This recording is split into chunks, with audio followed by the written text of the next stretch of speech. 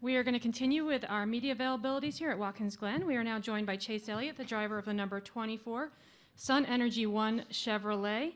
Chase, you have 6 top 5 finishes in your rookie season thus far, and in 2 previous starts at Watkins Glen, both in the NASCAR Xfinity Series, you have 2 top 10 finishes. Do you think this is the place where you can start another streak of top 10s like you had from Talladega to Michigan? I hope so. I think this has definitely been a really fun place to come. I enjoy road racing. We didn't have a very good run at Sonoma, which makes you question some days how much you like it. But it was still fun to me. I know we didn't have a good run out there, but I'm excited about this weekend. This is a very different animal. We had a test up here a few weeks ago. Thought we learned some good ideas and things to come into this weekend with, and try to have a better direction of how to start. So I'm excited about that and looking forward to getting the weekend started. Awesome. We'll start up here in the front with questions. We'll get a wireless mic to you. You're going to have tires that don't really fall off that much on a new track surface, and you won't have the downforce that you were accustomed to years past. Just what do you anticipate the race to be like Sunday? Yeah, I've never run a Cup car here before, so it's all kind of a fresh start from that aspect, except for the test we ran a few weeks ago. So I think it's all still pretty relative. I think like most road courses, even at a place like Sonoma, you see guys trying to stretch tires, and how we talk about running the race backwards from a strategy point. So that'll definitely be big here on Sunday. I expect it to be hard to pass. It's really, really fast, and I do think if you get out front, that's going to be a major advantage, as it is any weekend. So I don't expect that to be any different here. Nick DeGroot, Motorsport.com. Chase, last week you were talking about how you may want to rethink your approach after the streak of bad races you've had. Does that mean being more conservative and thinking about protecting your position in the chase? I don't think you need to look at it that way. I think it's just more a matter of trying to improve your result, however you feel like you want to do that. I don't know that a conservative approach or that word, so to speak, is the way to go about it. I think sometimes being too conservative, you can get yourself in more trouble. So I don't really want to change how we do things as a team or what we set forward to try to do at the racetrack each weekend or the result that we're trying to achieve. But for me, anytime you're not getting the result you want to get or you've tore up a lot of race cars like I have here lately, you obviously want to improve upon that. So just try to be a little smarter and do my job better, try to get the result that we show up at the racetrack to get. Thanks. We'll go over here, and then we'll go in the back to Woody. Zach Atan's Woody Funstretch. Just said, being a rookie, sometimes you don't know what you don't know. So do you see, more positive being a rookie because you didn't know what it was like back then, maybe with a new track surface and new car setups? Yeah, I definitely think, that laps never hurt, and that's why I kind of look back to the test. I think being a help for me just to have some extra laps here. I was glad we were chosen. It was our turn to come do a test, and I was happy it was a road course, especially as bad of a job as I did at Sonoma a few weeks ago. So I figured it was a good time for me to get some road course practice in a Cup car, and to come and try to improve, hopefully where we're going to, try to get going this weekend, setup wise, and hopefully be acclimated to the track a little sooner. So, I know it's a repave, and obviously unknowns, I guess, so to speak, but it's really similar to me to the old Watkins Glen. Still really fast. They did a good job paving it. It is as similar, I think, as you could have a repave to an old surface as possible. So the old surface was still really fast, had a lot of grip, wasn't really any issues with it, so I expect it to be similar to races you've seen here in the past. Go to Woody.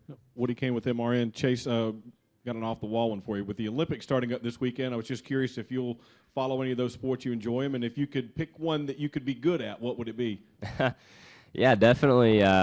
Fun question. I like this. I think, I've always been a fan of the Olympics. Who isn't? Anytime you have a chance to cheer on your country and keep up with that medal count, hopefully they can rack up some golds here starting soon. But I really don't have a huge preference in what sport it is. I think for the most part, I'm not going to say all of them, but I can find entertainment in watching the majority of them, and even things that you don't necessarily know a lot about, whether it's swimming or golf, whatever it is. I can make it entertaining and watch it. And those guys are so good at what they do, and they bring such a competition level to those games. It's impressive. So I can find entertainment and pull for. You always have somebody to pull for from USA, so I'm good with that. I wish I could play golf a little better than what I do currently. I'm not a very good golfer, but definitely would like to improve upon that.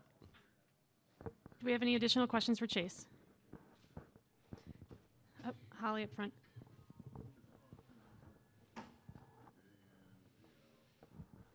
Holly K, NASCAR.com. Chase, could you talk a little bit about the dynamic of, originally we weren't anticipating Jeff having to come back, obviously, and help out Dale like that, but your relationship with him as somebody that was going to be leaving the car that you were getting in versus now racing against him. What is the dynamic like, and what is your relationship like with Jeff now that you're teammates like this? Yeah, for sure. Definitely. Obviously, never would have thought that it would have worked out like this, but you know, for him, I think more than anything, he's being a really good teammate, and to come back and to offer his support and do what he can do behind the wheel, which is, I think, says a lot about him and his character. He could be off doing a lot of other things, I'm sure. He's been racing for a long time. So I think for him to come back, I feel like means a lot to the organization as a whole. For me, definitely different. I mean, obviously, you know, racing against Jeff, who you didn't think you were going to race against ever again, probably. I ran a few races with him last year. It's pretty neat. And I think he's been a big help in, you know, recognizing where we are, you know, week to week, trying to help us improve. He has a lot of great insight. He's very aware of what's going on, aware of our competitors, aware of where he feels like we're getting beat in certain aspects, and he does a really good job of explaining that, breaking it down, and trying to explain that to our engineers and the people at Hendrick. So I think that's a good thing, and I think he's been a good teammate, obviously, leading up to this year, and certainly I think he still is, you know, racing each weekend, and I've enjoyed racing with him, and I'm sure he'll be one of the ones to beat. He's pretty good here. All right. Oh, one more question over here. Tyler had the racing experts. Chase, you said at the beginning that you didn't have quite the run that you wanted at Sonoma. Has there been anything that you've been able to do between then and now as far as trying to get a better result this weekend, or is it really just getting more laps underneath you? Just the test. I mean, really and truly, that, you know, you can spend time and go. And I was listening to Chris talk about, you know, they went out and did a road race school. I think that Ford set up for them. I've done some great schools that Chevrolet set up for us. I've really enjoyed out in Vegas, and those are great opportunities, you know, that the manufacturers set up to go and run and get laps. But there's no better way to get reps than to do it in a stock car, excuse me, in a cup car, and one of these things they just drive different on a road course than other vehicles. So to get reps and get laps in the actual car that you're going to be driving at the actual racetrack you're going to is pretty rare to see these days.